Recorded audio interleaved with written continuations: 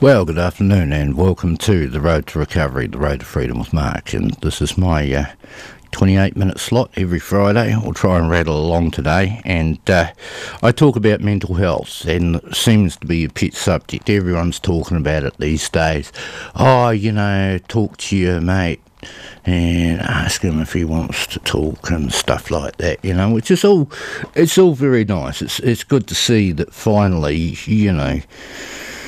I've been chipping away for years and years and years doing this show with the help of our great sponsors. Thank you very much to all them, to Michael and Veronica especially for doing such a fantastic job. T.G. McCarthy Trust New Zealand On Air, Wairarapa TV, thank you all very much for being part of our great program and our great show. I really feel like I'm part of Arrow Radio. I'm not employed in any way other than to present the show, but I certainly have been made to feel part of the family thanks to Michael and Veronica, and I do my best to try and clarify things, bring a little bit more awareness to this whole deal. And, for a long time, for many years, I was a lone voice out there. I've suffered from depression all my life, and I've been very close to suicide a number of times. And, it was very, very hard to drag myself through that without too much help. There was some there, but I remember one night when I was going to hang myself, I rang the suicide hotline, and it rang for half an hour. There was quite simply no one there. And I don't know how I got through that night, but thank God I did. There's a lot of people go to a lot of dark places when they feel like there's no help, no hope. And what we need to do is identify people who are suicidal and get help to them. Don't expect them to come running out looking for help saying, hey, I want to be better. Because depression doesn't work like that, not at all. Quite the opposite. What you try to do is isolate yourself from people, to run away from your problems, to hide, because you're afraid, Now, when I talk about that, that terrible incident we had on that Friday afternoon where just over 50 souls were lost, those poor Muslims that got butchered in their house of prayer, I grieve for them. But that was 51, 52, okay? And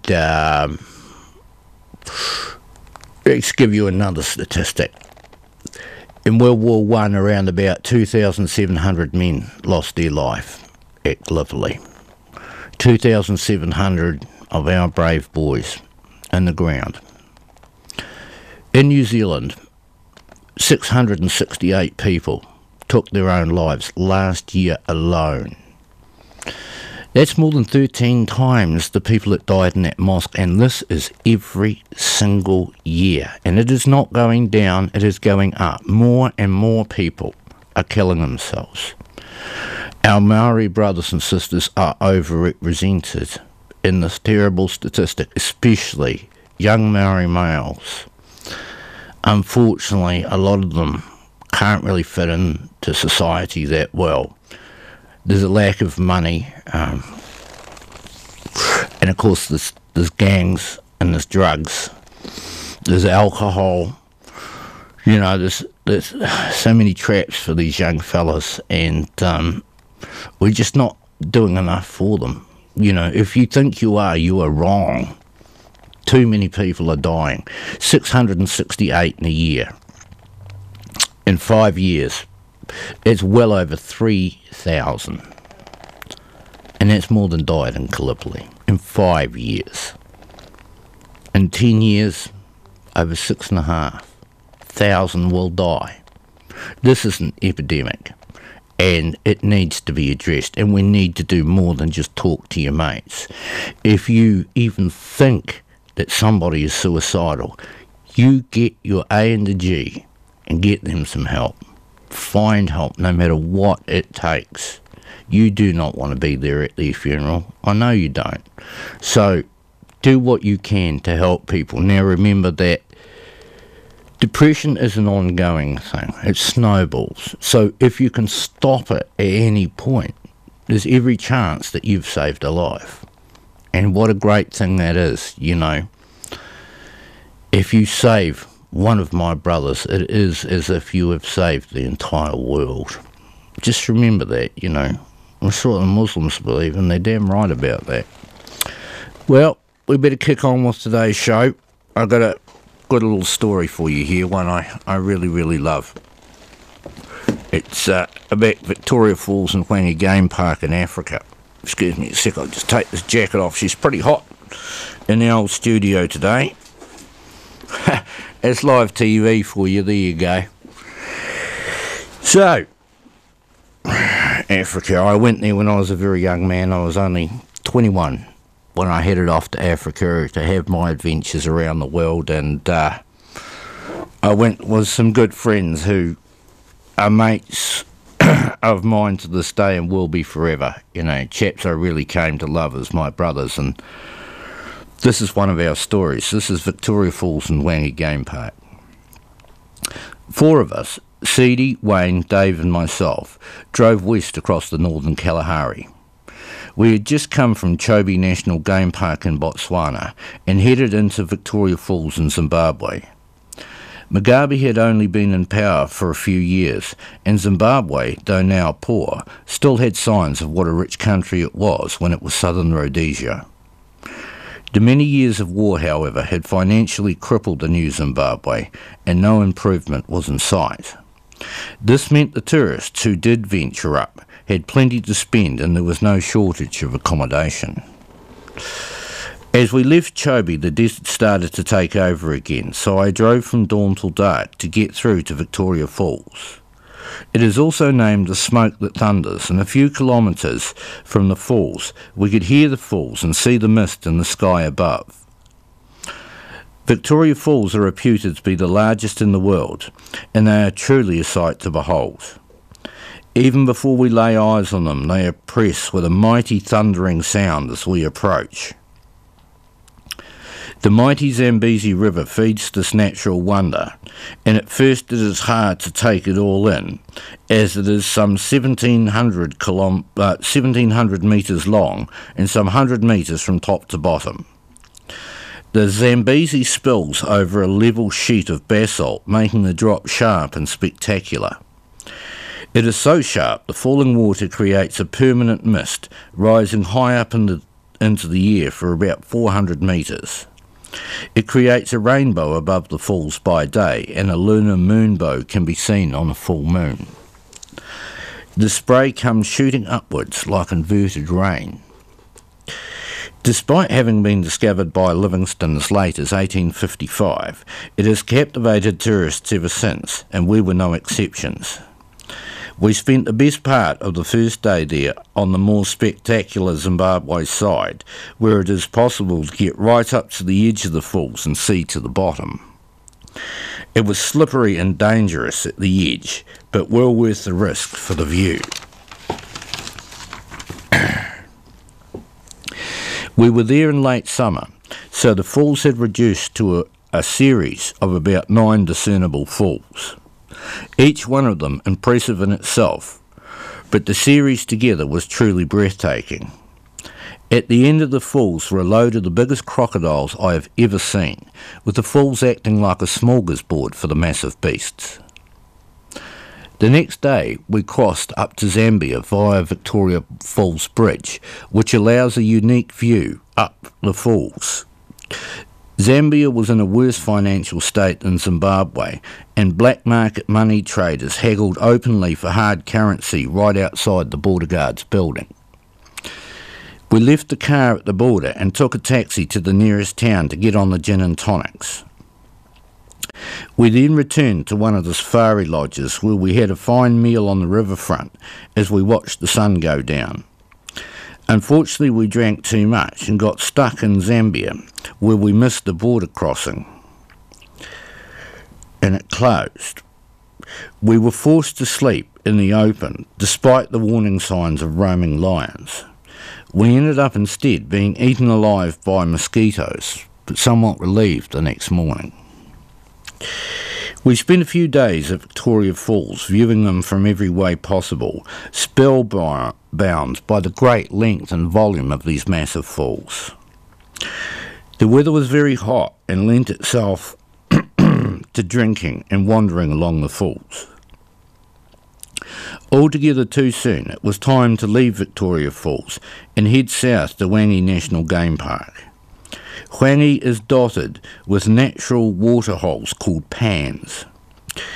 Some are fed by natural springs and some by two large lakes in the north of the park. We were immediately impressed by the infrastructure of the park. We headed to the northern section and booked into Cinnamantella Camp. The camp was a fenced compound at the top of a hill with great views. It also had a small shop run by a local guy, who we called Phil for short.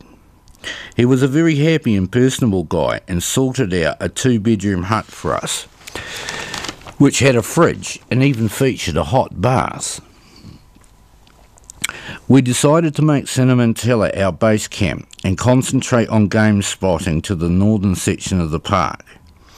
At the nearest waterholes we were met with another luxury, viewing platforms.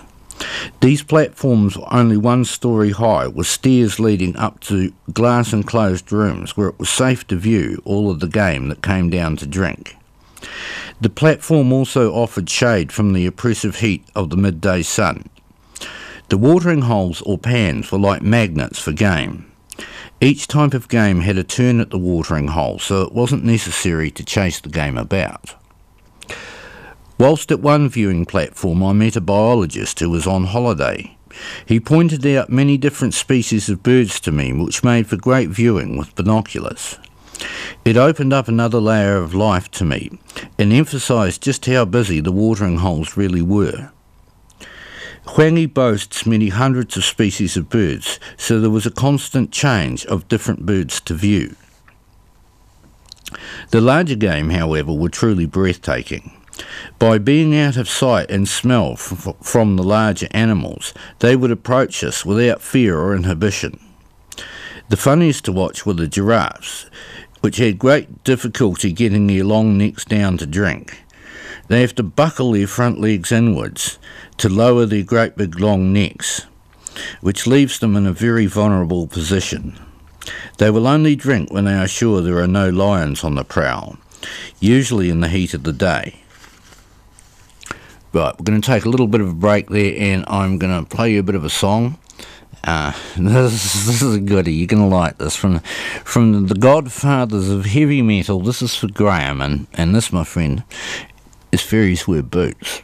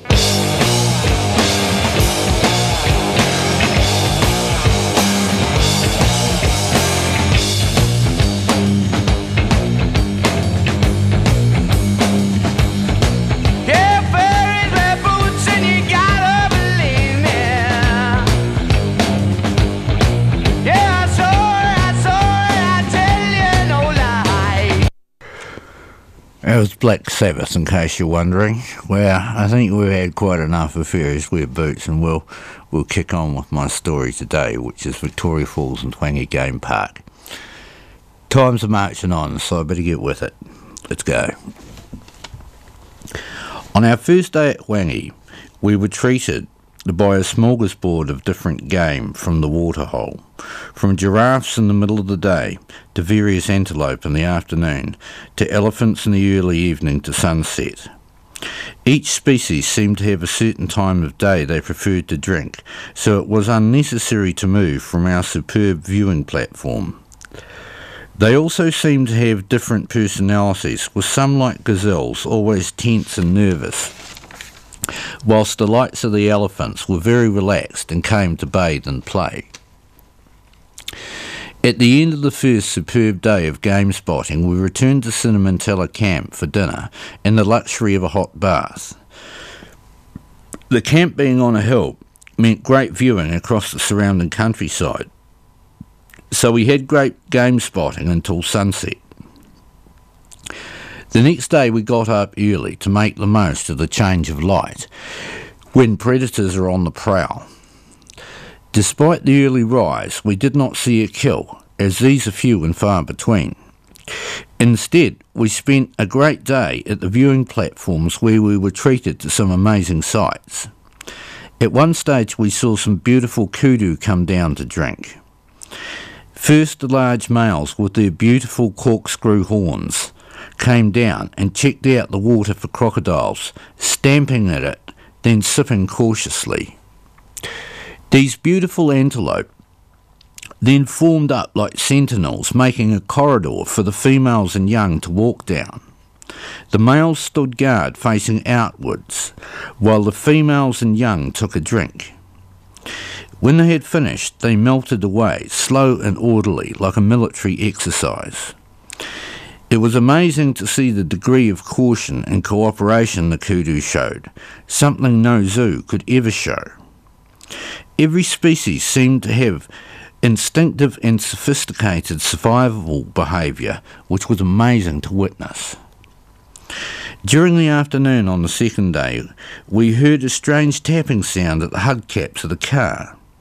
We came down from the viewing platform to find the strangest looking birds tapping away at the tyre valves. Called hornbills, these medium-sized clowns, a little smaller than a chicken, had large bills like macaws. They showed no fear of us and happily pecked away until we grabbed them by the bill and moved them away. Undeterred, they came back for more until we tired of our little game and left them to peek away until they lost interest. The confidence of one animal seemed to flow to others, and it was amazing to see so many different animals drinking with such a relaxed attitude. The huge numbers of animals at the waterholes attracted were quite staggering, and it was a real privilege to experience game spotting at its best. On our return to camp each night, we were spoiled to a hot bath by Phil, the store manager, who lit a fire to heat a drum of water. On a whim, we asked Phil if he could get us a couple of dozen beers. Ever helpful, he advised he would have some for us by the end of the next day. Unbeknown to us, he got his younger brother to cycle some 20 kilometres to the nearest safari lodge to pick some up for us. When we found this out, we paid the helpful lad $10 for his troubles, and he thought Christmas had come. As our stores got low, we tried some of the antelope Phil had hanging in the cool store and made ourselves sick on the unusually gamey meat. After that, we were a little bit more cautious with the exotic foods available. On the third day, we arrived back at camp just on sunset, and Phil was jumping around the lodge in an excited state. I parked up and jumped out as Phil shouted and pointed. With my binoculars handy and our high vantage point, I quickly picked up the lion he was pointing out. Down on the plain, a single lion was hunting a warthog. Slowly it crept up on its prey, using the long grass to disguise it. Once within striking distance, it broke cover and sprinted towards the unsuspecting hog. As soon as the hog spotted the lion, it squealed and sprinted off, but to no avail. The lion swiped the hog across the shoulder and sent it sprawling across the ground. With one quick leap, it was upon the hog and grabbed it by the throat, quickly choking the life out of its poor victim. A great amount of dust was kicked up by the scuffle that ensued, and I lost sight of the pair. After a tense minute or so, the lion appeared, dragging the hog by the throat. The entire kill took only a few minutes. It was a case of right time, right place. It was so captivating, but that those few minutes felt like an hour. With so much game around, the lions looked in splendid condition. They were massive animals, which were difficult to spot, as they used the long grass to camouflage themselves. By staying still, their colour blends in perfectly.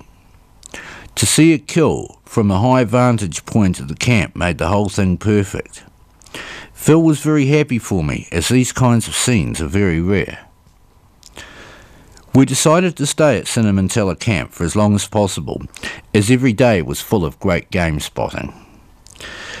Although there were huge amounts of game about, they seemed much better catered for by the system of watering holes about. Thanks to the watering holes, the game get precious water at the height of summer when it is needed most. But it was obvious the game park was well past its heyday when southern Rhodesia was rich. The Civil War had financially crippled the country, and the game park was a shadow of its former self. Even in the early years of Mugabe's reign, Zimbabwe struggled. Poverty in the country was rampant, and farmers were being driven off their land, only to see it fall into rack and ruin. Their currency was not recognised in other banks, and inflation was running rampant. The future for parks like Hwange National seemed tenuous at best. Unfortunately, civil war was rampant in southern Africa, with Angola and Mozambique at war, and South Africa seemingly on the brink. The game parks rely on tourist dollars, and war frightens them off for many years. Special places like Hwange National Game Park would never be able to reach the glory days of old, when hunters paid huge prices to shoot trophy animals. In stark contrast to the rampant poverty in society, countries like Zimbabwe are rich in natural minerals like copper, platinum and gold.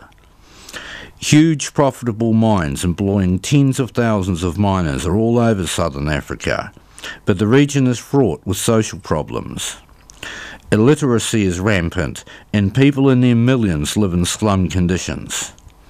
All the time, civil unrest boils along, simmering over now and then. Zimbabwe was a microcosm of southern Africa itself, with gems like Victoria Falls and Hwange Game Park, and huge mineral wealth. A country with massive potential that should be rich, but was instead poisoned by minority rule, then ravaged by ugly civil war. Finally ending up with a dictator was the final nail in the coffin for Zimbabwe.